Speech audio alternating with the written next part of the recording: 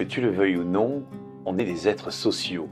Ouais, on interagit en permanence avec d'autres personnes, que ça nous plaise ou pas. La relation est au centre de nos vies, t'es pas tout seul, quoi.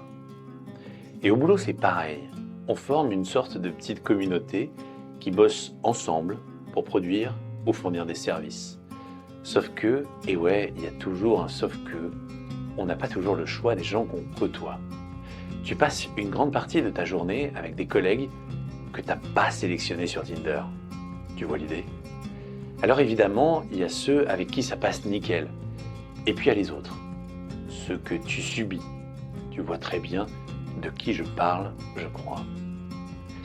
Mais attends, si t'es RH, c'est encore un autre délire. Parce que toi, tu es en relation avec tout le monde. Les managers, la direction, les salariés, les syndicats, bref, la totale. Et si tu travailles dans un grand groupe, tu as même les collègues du siège ou d'autres établissements. Super, non? Ça te fait rêver? Parce que la première chose à comprendre dans notre métier, c'est ça. La multiplicité des interlocuteurs. Tu as littéralement tout le monde qui vient te voir. Et là, tu me diras, oui, mais attends Guillaume, t'as choisi d'être RH, non? Oui, c'est vrai. En fait, la plupart d'entre nous, on est là parce qu'on aime l'humain, les relations sociales. Genre, on est là pour que ça roule mieux entre les gens. C'est beau, hein? Sauf que parfois, c'est juste trop. On passe de l'humain à la sursollicitation.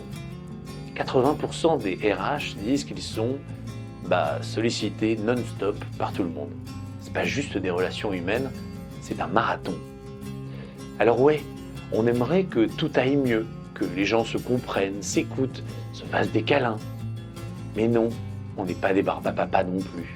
C'est juste qu'on est animé par cette envie de rendre le monde du travail un peu moins pourri. Et c'est là notre deuxième caractéristique. On veut améliorer le monde autour de nous. Et ouais, c'est encore vrai. La majorité des RH voudraient surtout bosser sur la qualité de vie au travail. C'est bien beau tout ça, mais parfois ça finit par nous épuiser ce truc.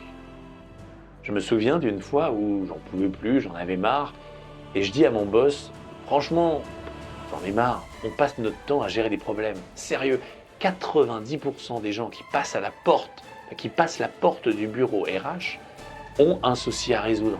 C'est épuisant.